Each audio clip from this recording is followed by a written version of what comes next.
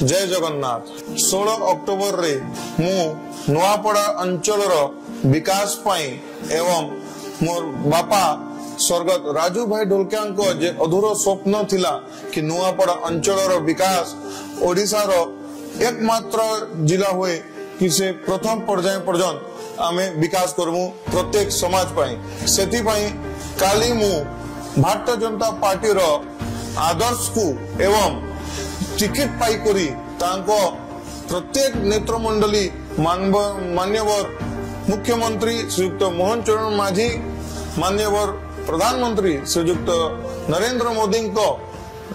आशीर्वाद नहीं करी से मते प्रार्थी रूपे आज घोषणा करिछन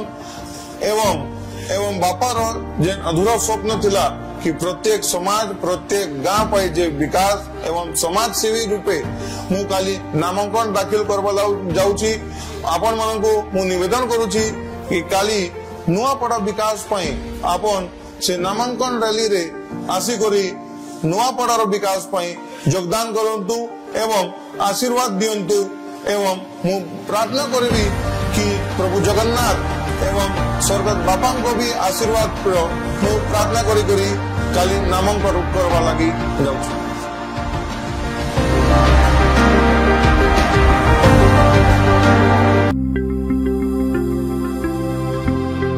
लेटेस्ट न्यूज अपडेट पाई www.nowodisha.com को लॉगिन करंतु।